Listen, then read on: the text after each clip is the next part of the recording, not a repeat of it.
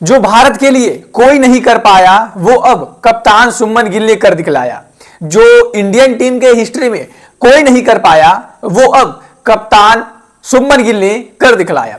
जी हां, शुभमन गिल ने जिस तरीके से दूसरे दिन पर वेस्टइंडीज के खिलाफ एक शानदार शतक जड़ा, उस शानदार शतक लगाने के बाद उन्होंने कई सारे रिकॉर्ड जो हैं वो तोड़ दिए हैं। कई सारे रिकॉर्ड तो ऐसे भी हैं जिस रिकॉर्ड में कप्तान शुभमन गिल अपने नाम को सबसे ऊपर लेकर चल आए हैं, यानी उस रिकॉर्ड से ऊपर और कोई नहीं खिलाड़ी है और अब वो नंबर 1 पर विराजमान हो गए हैं। वेल, आप सभी को पता होगा कि गिल के लिए ये अभी कप्तानी का शुरुआत ही है और कप्तानी जब से उनको मिली है तब से उन्होंने एक गजब ही फॉर्म को अपना लिया है। इंग्लैंड जाते हैं, 754 रन बनाते हैं और इंडियन टीम के क्रिकेट हिस्ट्री में सुनील गावस्कर सर के बाद सबसे ज्यादा रन बनाते हैं। साथ ही साथ वो एक शानदार फॉर्म को वेस्टइंडीज टूर पर लेकर आते हैं। पहले मुकाबले में जब वो एक शानदार अर्धशतक लगाते हैं, दूसरी पारी इनकी आती नहीं है और एक पारी से भारत जीत जाता है। अब दूसरे मुकाबला खेलने उतरे भारतीय टीम जब श्री अरुण जेटली स्टेडियम यानी दिल्ली में पहुंचती है तो वहां पर पहले भारतीय टीम बल्लेबाजी चुनती है।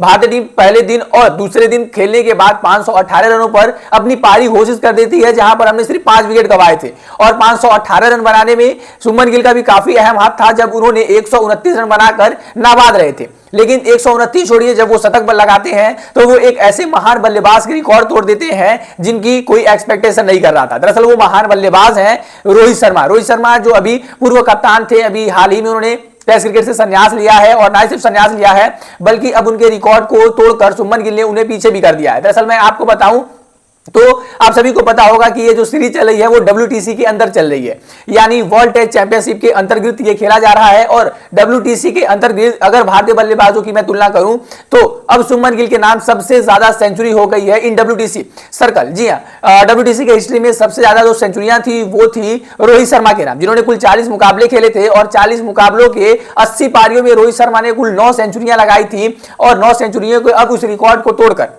शुभमन गिल ने अपने नाम को अब एकदम वो फर्श से अर्श पर लेकर चले आए हैं, एकदम ऊपर लेकर चले आए हैं। और शुभमन गिल, मैं आपको बता दूं कि उन्होंने अभी तक कप्तान होने के बाद ये उनका चौथा जो सेंचुरी था। 3 हमने देखा कि बेहतरीन तरीके से इंग्लैंड में आया था और यहां पर अपने सरजमी पर भी एज अ कैप्टन उन्होंने पहली सेंचुरी लगा ही दी है। और साथ ही साथ मैं आपको बता दूं जब उन्होंने 10वीं अपनी सेंचुरी लगाई, ये उनकी as a player test cricket में 10वीं सेंचुरी है और ये उनके लिए WTC सर्कल की 10वीं सेंचुरी है और वो अब इस लिस्ट में नंबर 1 पर आ चुके हैं। वहीं पर विराट कोहली इस लिस्ट में काफी पीछे है। साथ ही साथ बातें करूं मैं तो इनसे पीछे जो टीम में खिलाड़ी हैं वो 2 हैं, यानी KL राहुल जिनके नाम 7 सेंचुरियां हैं और साथ ही साथ यशस्वी जायसवाल के नाम भी 7 सेंचुरियां हैं WTC की हिस्ट्री में। वहीं पर ऋषभ पंत के नाम 6 सेंचुरियां हैं, तो 16 हाफ सेंचुरियां हैं और ये बताता है कि ऋषभ पंत हमारे लिए कितने ज्यादा इंपॉर्टेंट खिलाड़ी हैं और वो भी वापस टीम में जल्द ही नजर आएंगे। वेल, शुभमन गिल ने रनों के आंकड़ों में WTC में भी सबको पीछे छोड़ दिया है। अब वो ना ही सिर्फ शतक लगाने वाले सबसे ज्यादा भारतीय शतक लगाने वाले बल्लेबाज हैं